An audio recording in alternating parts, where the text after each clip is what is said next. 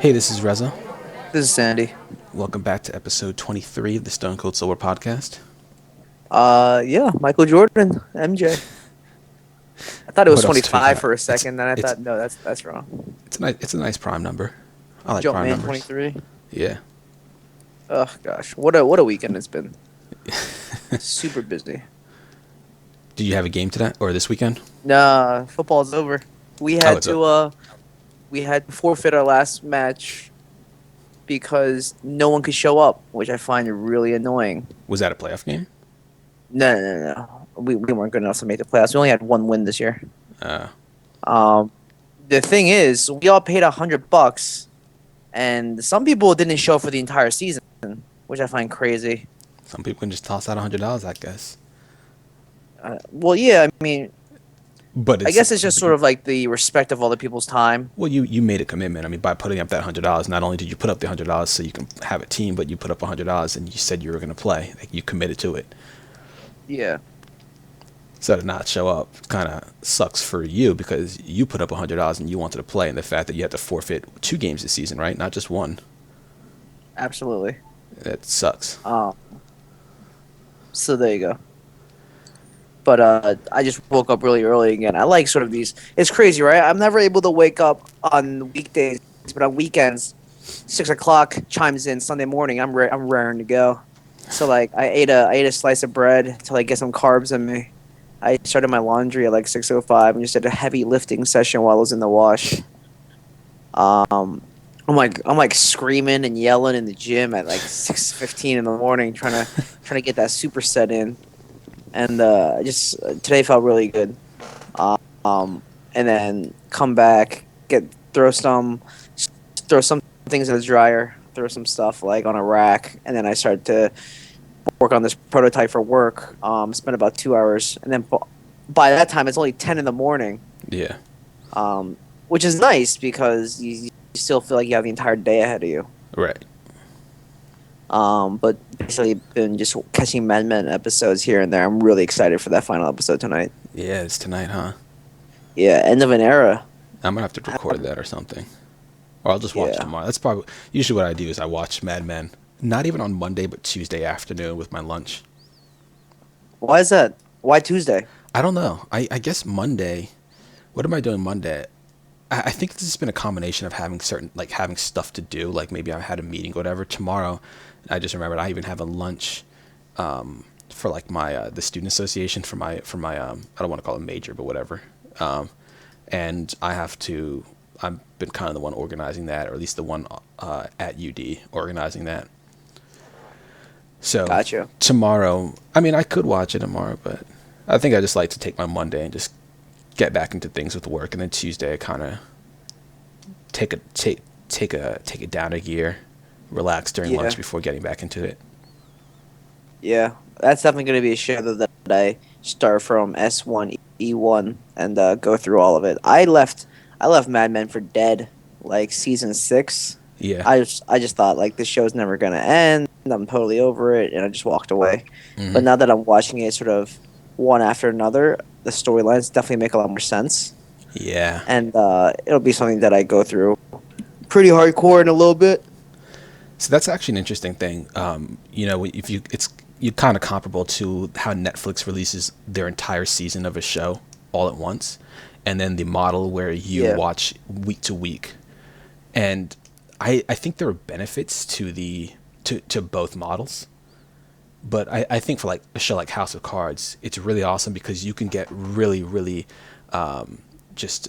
immersed in the storyline of everything. And when you finish one episode, it's not like it's a whole another week before the next episode. That show is really, really dependent on the story, and you can follow that story very quickly from start to finish. And episode 1 can still be relevant in your mind, whereas something like Game of Thrones, I might forget certain events that happened in season 1 that led us to this episode, episode 10 at the end of a season. Yeah, totally. So what we wanted to talk about this week, I sent you a sWooZie video. He's a YouTuber, does I don't want to say weekly vlogs, but he used to do like weekly vlogs back in the day. Now he's kind of sporadic on when he uploads. But he had this video series that he's done over the last couple of years called Cheating in Blank School. So I think it started with cheating in middle school, then he went to high school, and then finished off with cheating in college. And it got us talking and I guess laughing about the times that we've cheated in our school days. And that's kind of what we Yeah. wanted to talk about, right? It just brought back a lot of memories about how we got through high school. Yeah. Why don't you get us going? Well, do you remember the first time that you ever cheated? And were you any good at it? Oh, yeah. I used to cheat a lot on like homework that my parents gave me, Uh-huh. but I was never smart enough to outsmart them, and I would get the shit kicked out of me by my folks for trying to like either copy answers or pretend like I threw the garbage away and my homework was in there. My parents just. I can only imagine my parents' sort of reaction, like if we had to play through the replay of the excuse I thought was going to be on point and how they reacted to it. Like, is this motherfucker serious? Does he really expect me to believe that? How dumb does he think I am? Apparently pretty dumb. Yeah, but so I remember sort of cheating at home when my parents sort of gave me homework to do. Um, I can't really remember when the first time I peeked over at a fellow classmate's work. So I do want to point that out, how your parents and my parents too both gave us like homework. So before I even started school, I had like books and books of math problems, math sets, and even like, teaching you how to read and interpret literature. And I don't think everyone's parents did that, right? Oh, I don't believe so at all. I don't think so either. Like my summers, all the way up until the one before I left for college, just filled with work. Well, except the one when I went to governor school, but otherwise, well, it that was was just work. filled with work. No, governor school was a lot of fun. Yeah, but there's still work with it, right? Uh, It wasn't like you were just chilling. It wasn't like a camp per se, right? I guess you're right. There was a presentation that we had to create at the end, but that wasn't too bad. All right. It was nothing compared to your previous summers, at least. Right, like just doing like SAT tests every day. Mm-hmm. Like I cranked out dozens and dozens of SAT prep tests. Interesting. Yeah, I was a goddamn veteran when I walked into that SAT test day. Oh my gosh. I was like the grizzled 20-year Army vet who doesn't take shit from all these people who are excited to be there to take the test. I was like, oh my god, I'm about to slay this. Right. Yeah. Cheating, let's see. Cheating, though, the consequences were never really that big until I think high school. High school was when real stakes started coming in for me. Yeah. I think there was just so much work every day. Because I started taking APs sophomore year. I took AP biology sophomore year. Did you really? Yeah. Wow. I remember the guidance counselor said that I was stunting my social growth by taking on too much work. And I go, that is the whitest thing anyone has ever said to me. Like, you're gonna prevent me from taking classes because they think I'm gonna alienate myself from the rest of the school body. Yeah. It's like that's not the Asian way. There are APs, and I'm gonna be taking all of them. I think I took almost every single AP except AP Spanish, German, like all the language ones. Right. And AP Chemistry. I'm sorry, AP Physics. I took AP Chem.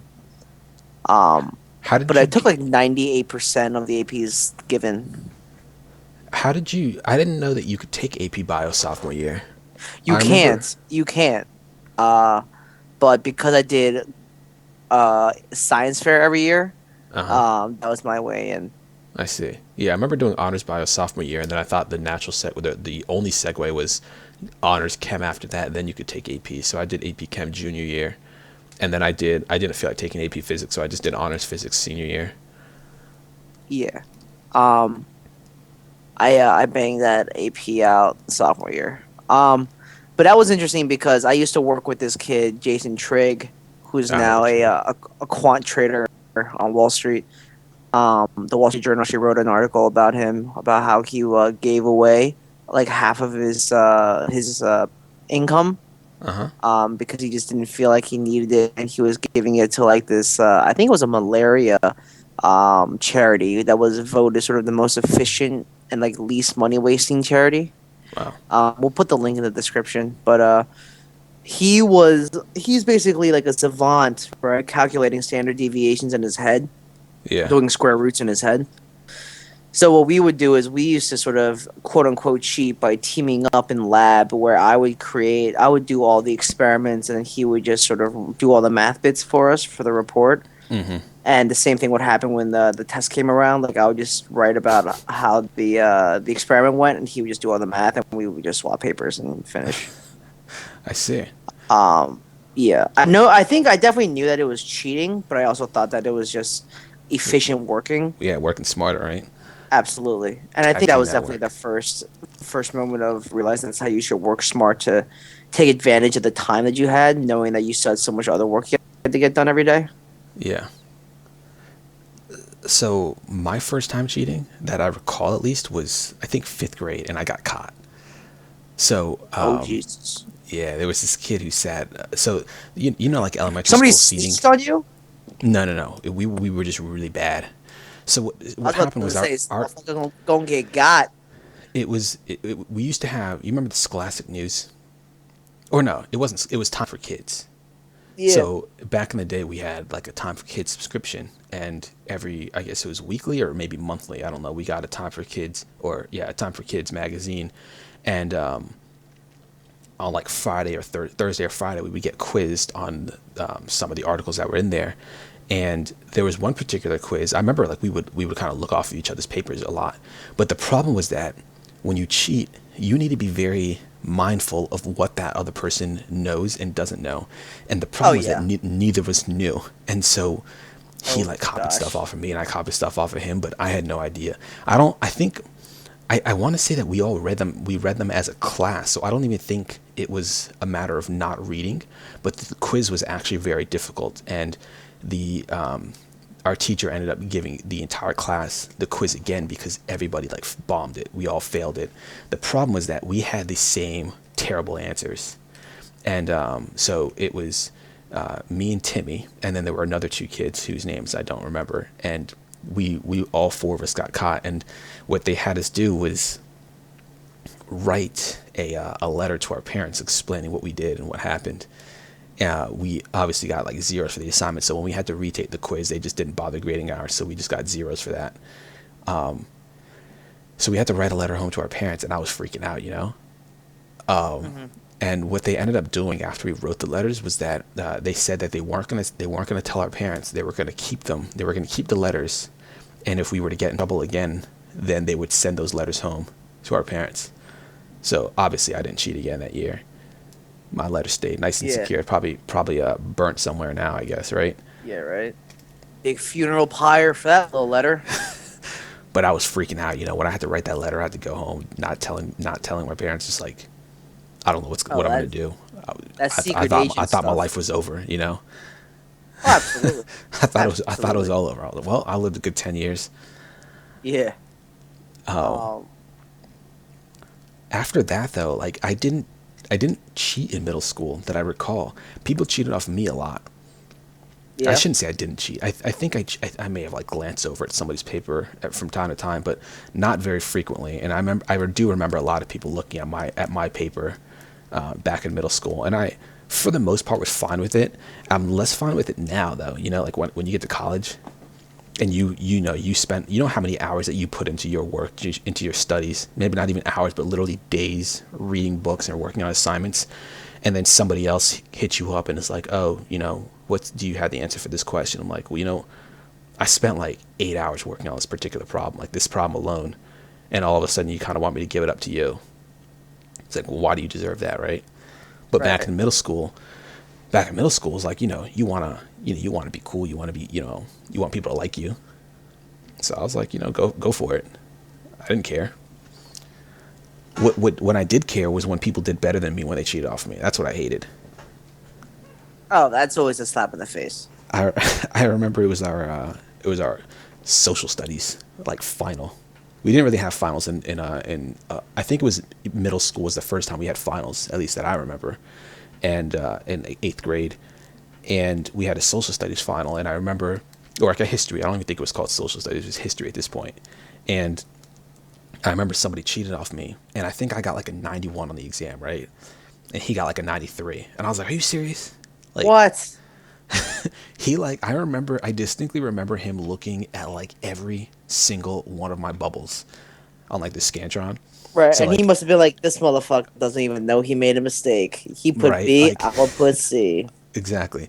I remember like having to flip the thing over because it was like, however many questions, so you had to flip it over because it's like 30 on one side, 30 on the other side, something like that. And I Yeah, remember trying to flip it over, and he was like, "Hold up, hold up, hold up. Let me get the rest of those real quick." I would have been So I like, just had to. I would have been like, yo, listen, you're working on my tempo. Well, like back then, so elementary and middle school cheating was a little easier because they didn't try to like separate you when you took exams. So your desks were naturally super close to each other, and to be able to look at somebody else's exam was really easy. Oh So yeah. yeah, I remember like the elementary school one was super easy because all of our desks touched. So there were like it was like six desks, three side by side, and then three on the opposite end. So if you wanted to, you could easily look ahead and just flip that person's exam and get the answers for them, or you can glance to your left or right and have at least one person's test to look at. In Yeah. middle school, at least in some of the classes in middle school, I don't know if you remember which team were you on in middle school. F team and then J team. Oh, okay. Yeah, I was on G team, but in one of our classes, or two of our classes, the desks, it was two to a desk. So it was kind of a longer desk, and there were two people that sat at the desk. And that's how that guy cheated off me in the history exam. I think in middle school, yeah, I think people would look off of mine, but I would also look off of theirs, especially in classes that I just didn't care about.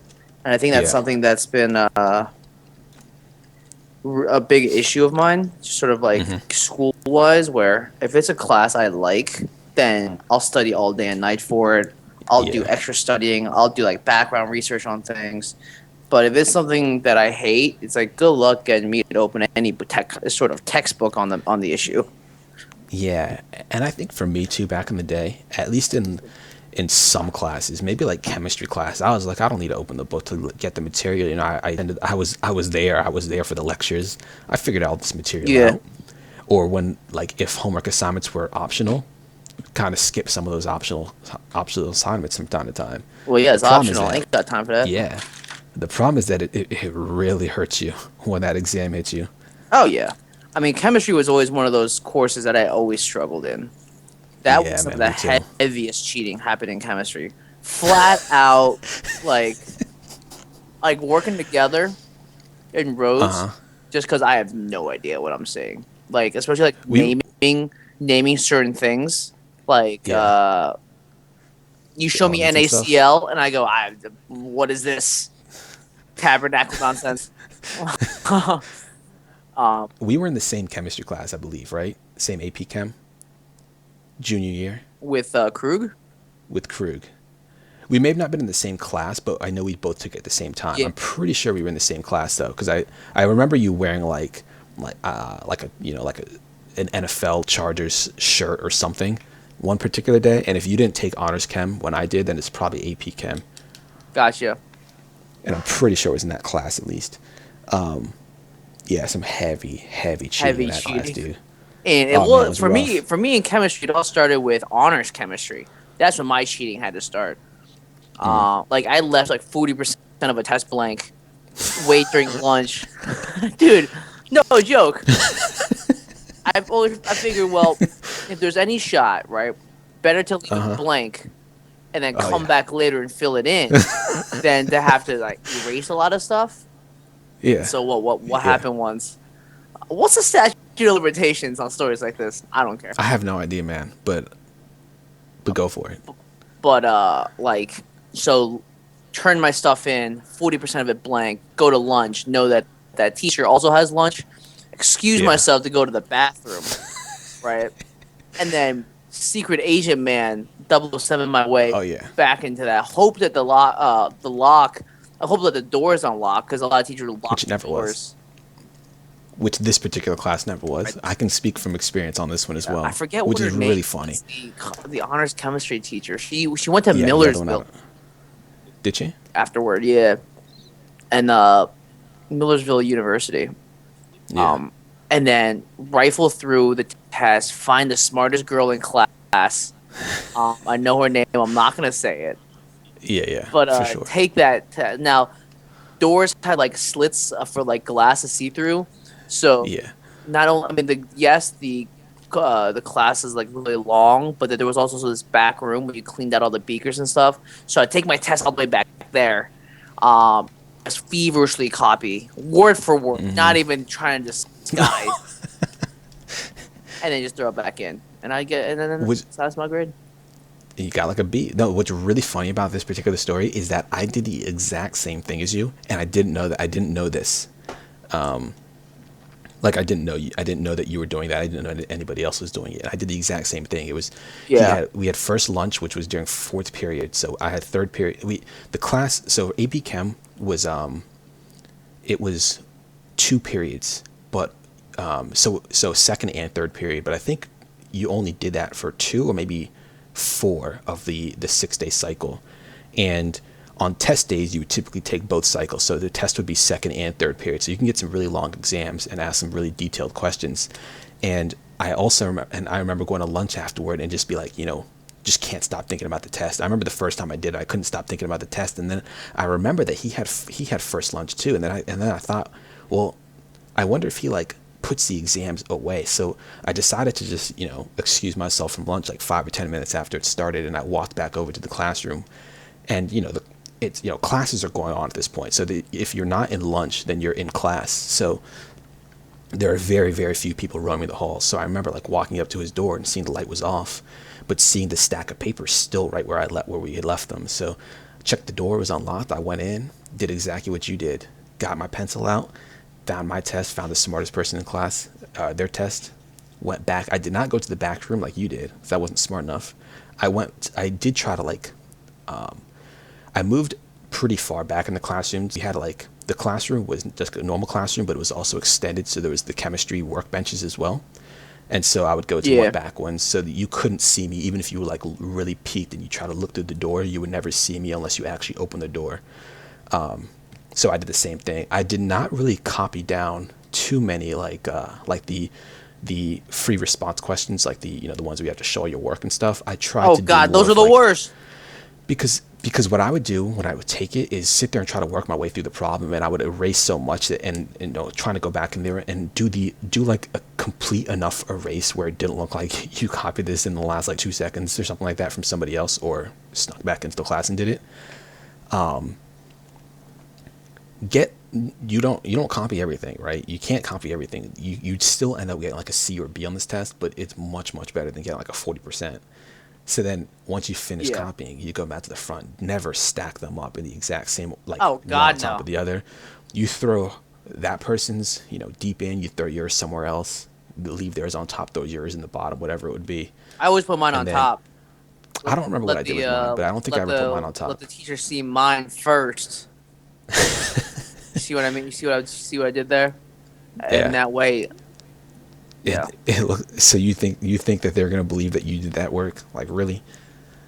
Hey, it's on the paper. I did the work. So I would drop it in. You would never be in there for longer than 3 minutes. You had to be in and out. So you definitely didn't have enough time to copy that was some Mission Impossible stuff right there. It really was. Your heart's Ethan pounding, Hunt. man. I basically Tom Cruise is playing me in all those heist situations. I see. Yeah. Well, I mean, there was such a culture of cheating though in high school, especially as you got older. Like when you're in homeroom in the first thing in the morning, and you realize like which homeroom you're in. Sometimes you're in a better homeroom. Sometimes you're not in a good homeroom. And by that I mean there's either people that you're in homeroom with that take the same classes as you with the same professor, or they don't. And I remember especially senior year, homeroom was just a massive, like everyone did a quarter of the work, and then we would just all sit in the back and we just feverishly copy homeworks and Yeah, I whatnot, remember and then you'd that. be good. Yeah, I do remember doing that, and I guess that's kind of crazy that the homeroom teachers would never really say anything. It was obvious, right? Oh yeah, it was like me, these two girls and a guy, and we would just share homework every day. What would Yeah. suck is when someone was given a portion of homework, like, "Hey, you're doing 6 through 10," and they wouldn't do it. Oh yeah. And then Big Walks kind of still copy. It's like, no, no, you can't. That was the price for today's homework, 6 through 10, and you didn't do it. What's funny about the sWooZie videos is that there's always a freeloader, right? In all of his videos, there's a There's always a freeloader. freeloader. And what's funny is that this was the case back in the day too. And it always seemed like I was doing the most. And what was the worst is that when you needed help, the person that would copy off you the most would never be there to help you out.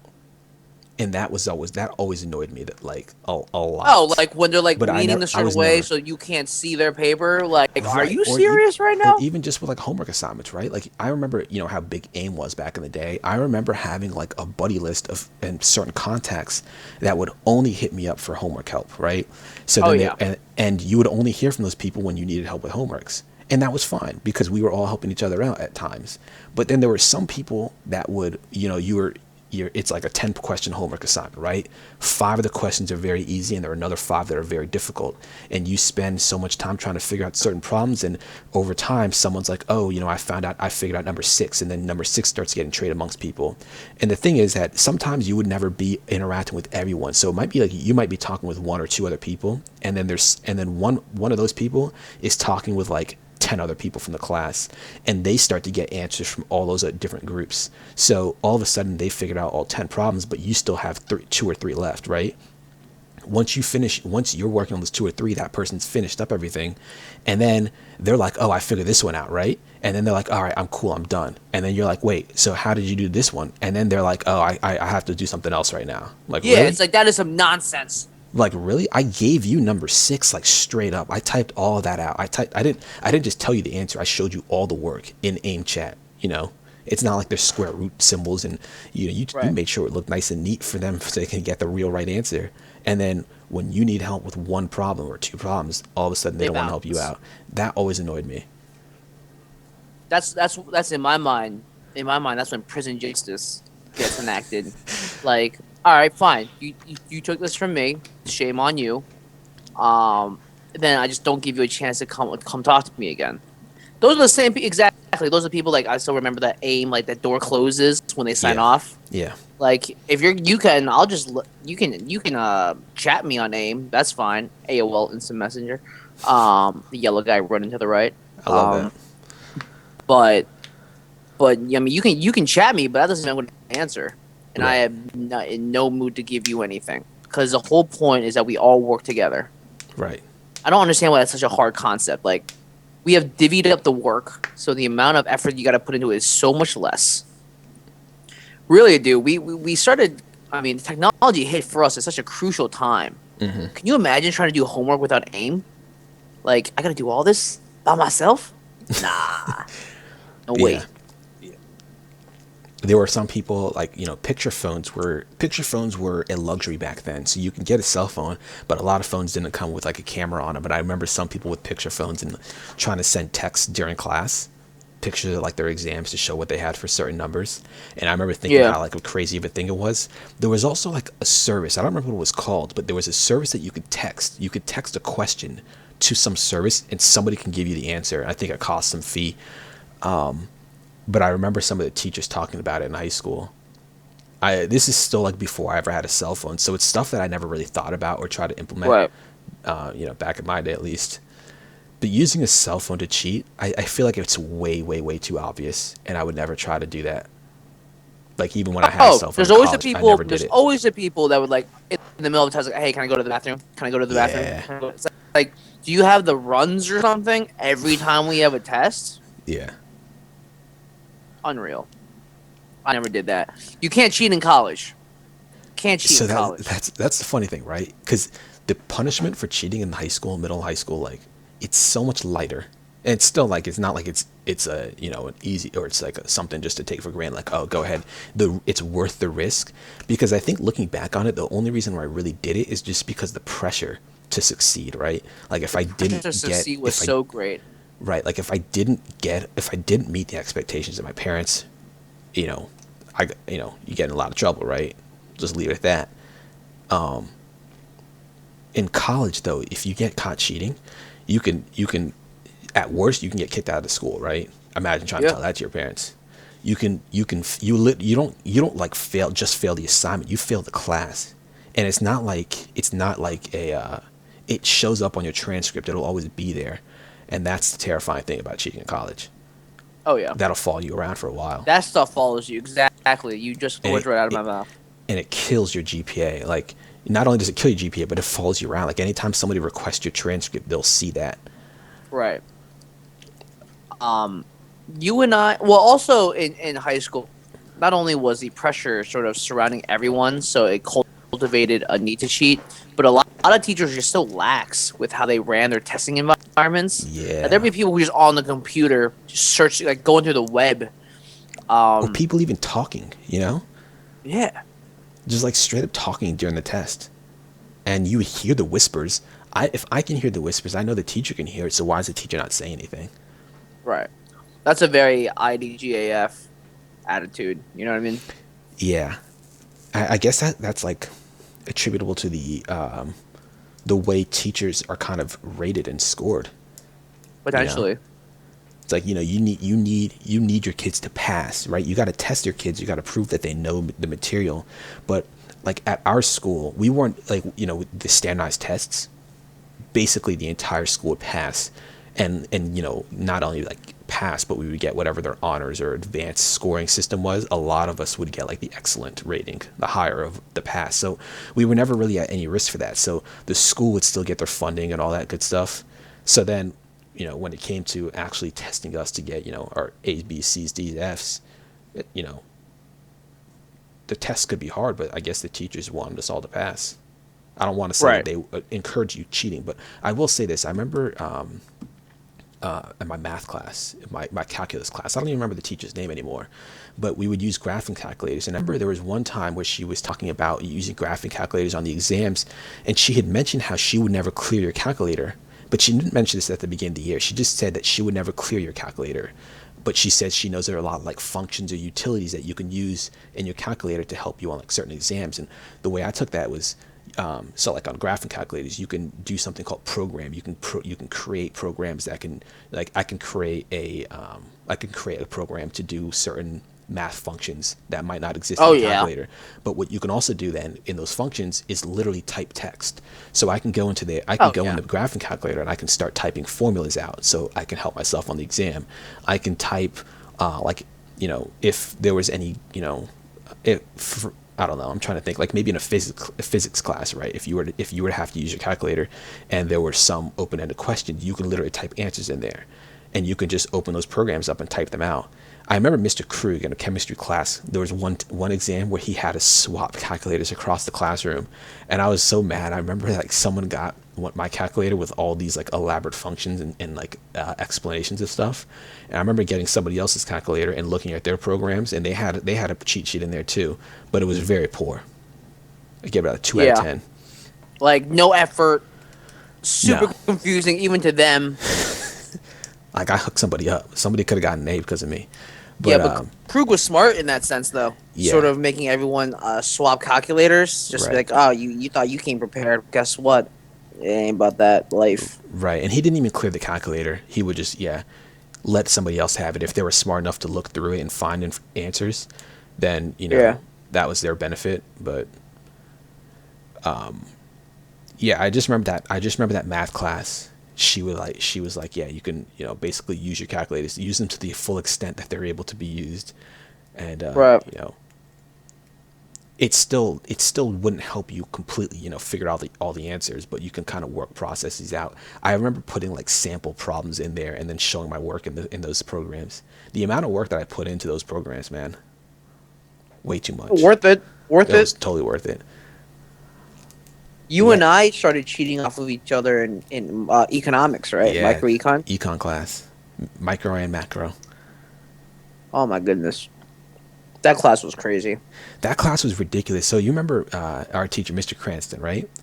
He did all of his tests on scantrons, and every teacher knows that there are errors that scantron exams will get. So like if you filled in A, right, and then you erased A and filled in B, from time to time, if you didn't fully erase your A bubble, your B bubble will clearly be circled, right, or filled in, but there might be a couple marks in the A circle, and it would think that A is your answer, and it would mark it wrong. So you go to the teacher and be like, oh hey, I had B, and it marked me wrong even though I had B. The problem is that unless you take a picture of each student's exams, you don't know that they just erased their A bubble and put it in B when we were grading it after class, or like going over it or something like that.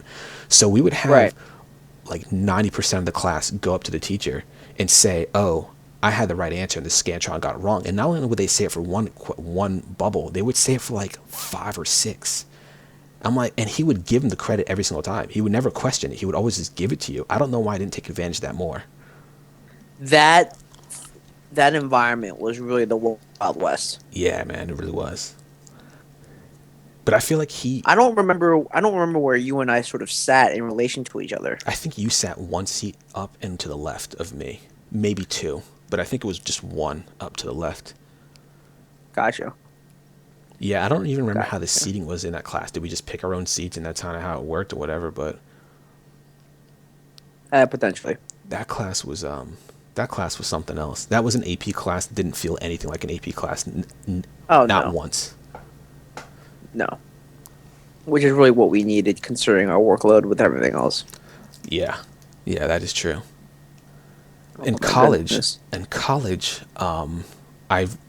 college cheating is a little different. It's a little more difficult. Like depending on the classes that you take, it's not like you can just look over at someone's test and take the answers. Especially for me, at least for me, in my computer science classes, there were a lot of like open-ended. Here's a program. You need to write a program that does this. Now write it. You're never going to have 2 programs being completely identical, and it makes it very difficult to take that algorithm from somebody else and rewrite it as your own. To interpret what they've written and then recreate it as your own is almost impossible. So at that point, you have to just do it on your own. Just figure it out and do it on your own. And that was the case for a few other classes that I took, like computer engineering. Any like English class, if you have to like write an essay as a part, or any essay class, right? Some of them obviously you could, but for the most part it was like impossible to cheat in some classes. But some of them some of them you still did have multiple choice sections. I remember a few of my friends trying to like orient themselves in the class to how they'd be able to cheat off of me. So if you had like a huge lecture hall, you might force the class to sit every other seat. But what they would end up doing, that's what we did, especially in college. Yeah. I remember sitting in one seat, right? And then my 2 friends, they sat one behind me to the left, one behind me to the right, and then they would try to look at my paper. Had to try to like write big for them to see. And it just doesn't work. Like you try to come up with these schemes beforehand, and at the end of the day, it's very difficult to execute unless you come up with something a little more elaborate. It just doesn't work. And like you said earlier, it's really not worth it in college. In college, you can't. Yeah. And especially at NYU's Stern Business School, cheating wasn't really sort of cultivated as a culture when it was like actual test day, because everything's graded on a curve. Mm-hmm. So everyone's trying to dick each other on the curve. Like I think everyone got graded like a B level coming out of that school. Right. But the to get over the hump from like a B plus to an A minus was the main battleground for everything, because a 3.3 versus a 3.7 is much different. Right. So it was hyper competitive. Now, with that being said, whenever there's a take home test, oh my goodness, you better hope to God that you found the right group, because even then, groups only worked in like maximums like 4 or 5. Yeah. And then you like just didn't talk to anybody else about it. And people would be like, oh, like, what did you guys get for number 4? It's like, oh, we're still working on it. It's like, nah, I turned it in 2 days ago. But, I mean, because, again, you still had to, like, worry about that curve, Yeah. So you did as much as you could, and you, like, you work with the people you trusted, and everyone sort of, like, brought something to the table, ideally. But, like, the groups never got that big. And plus, the take-home tests are always so much tougher Yeah. Yeah, that's true. because you can like record everything, and especially like there are professors in college who say like, oh, you can bring a one full page front and back cheat sheet, and Yeah. people would just cover it with every known formula. It's like Super small handwriting and everything. super small handwriting. It's like, how are you gonna find any? Yeah. You gotta like try to organize it. I remember doing those and trying to like figure out the proper method of splitting material up and try to like break it down into chapters maybe or whatever it would be.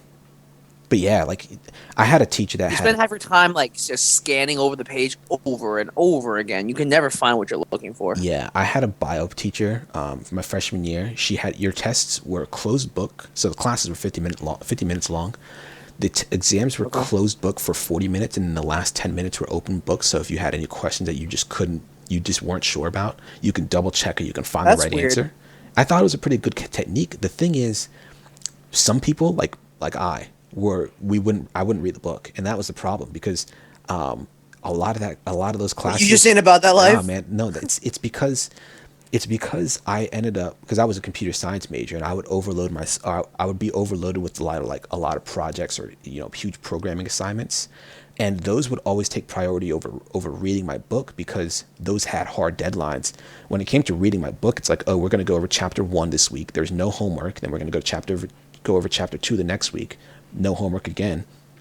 So it was up to you to keep up with the material, and if you were too busy or you decided you were too lazy to keep up with the material, then it's easy to fall behind, and it's easy to be like, oh, I'll just study the week of the test, and then all of a sudden you realize, oh, there's not enough time. So then you're like, oh, you have open note, or open book, and then you get to the exam and you're taking the test, and all of a sudden you realize there's 40 minutes left, and you still have like 60% or like you only have 60% of the test filled, and you're only sure about like half of those, and then you realize that you're trying to fill out another like 20 questions in 10 minutes. You just can't feasibly find every answer in that amount of time. So you had to like really figure yourself out when it came to that class and how to actually take the exams, because there was no way you could figure out everything in those last 10 minutes. I think test taking is kind of a skill. Like there's some people that are really good at taking exams and figuring out the right answers even without studying. I am definitely not one of those people. Me neither. I have to know the material now, like straight up. I guess I should preface that with multiple choice because open answer like physics and chemistry stuff, it's a little difficult to BS your way through those, but if you're doing a multiple choice test, some people are like pretty good at figuring out what the right answer is even if they don't have an idea of what the answer should be. If that makes any sense. Yeah, it absolutely does. It absolutely does. I think the heyday of cheating was definitely for us in high school. Mm-hmm. High school was very competitive. It absolutely was. But you could still play like hard and fast with the rules. Yeah. I didn't even realize how competitive our high school was until much later. It's like it was almost deceiving because there were a lot of like huge cliques, and people would start to mingle with one another when it came to working together on homework assignments. But then, like I said earlier, some people were just not. They were 100% takers, and they would never give. So if you were struggling, if they were struggling, you were always more than happy to help out. And then when you were struggling, they were just a closed book. You couldn't get anything out of them. There's a special place in hell for people like that. That's how serious this is. I was going to say, is that a little extreme, but apparently not. We all brought something to the table. You're using us. Yeah, I think for me, back then I always wanted to. Yeah, I always see myself as being really nice and helpful, and I don't mind helping people out when they need help, and I would get annoyed with it, but I would still be there to help people out, despite the fact that they didn't hook me up when I needed help. But that's changed over the years. Like as you move into college and especially grad school, if people aren't helping out, like if you're gonna help people out, and they're not gonna help you when you need it, then the next time they need help, that's kind of just good luck, do you? So is that it on cheating? I think so. Well, I will say, while I didn't cheat so much on tests in college, I was more. I would work together with people on assignments, even though it was supposed to be solo stuff. So that's about as extreme as it went in college. don't really look over at anybody else's tests when they're taking it. That one's just super obvious. I guess the most important sort of lesson to be taught would have been just like group projects and assignments. Now I know that's a pitfall in and of itself, but it would have helped sort of teaching kids how to like work in offices in the actual workplace.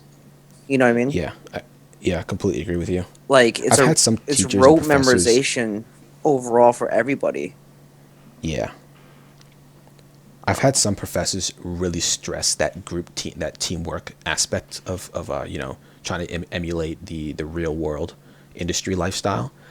And those, I feel like those are some of the best experiences that you had. And at the time, it's super annoying, but it really just gets you used to how it's going to be like in the real world, right? I would definitely agree with that. Like some people are the freeloaders, right? Some people are aren't the willing to work as bottom hard of as the you. barrel, scum of the earth. Or what I was thinking about, like Peggy Olson from Mad Men, right? Where she's like, they're like, that's what the client wants. And she's like, yeah, I get it. It's good enough, but it's not the best work. Like it's not our best. We can do better than that. And that's how some people work, right? I feel like that's how you work.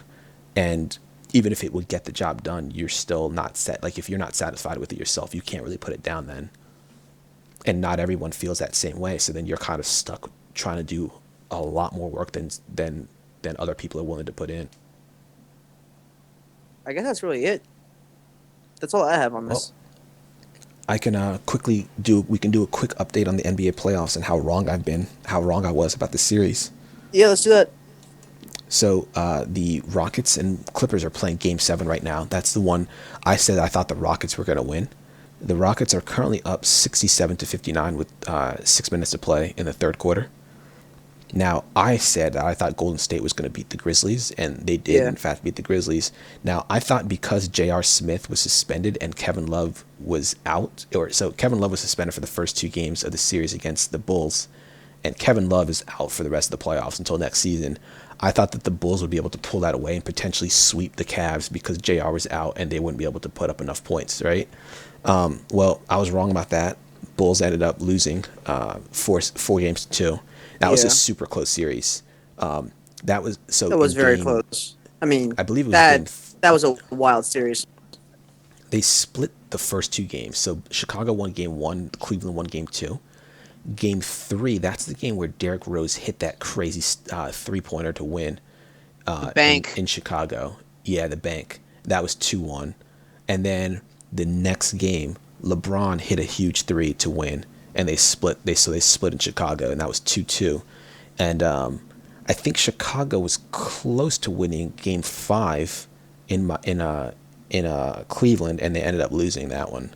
And then they lost 94-73 in Game 6. So I was wrong about that series. And then Atlanta ended up beating Washington 94-91. Now, what I didn't see coming is John Wall's wrist injury. So he broke like 5 bones in his wrist and hand.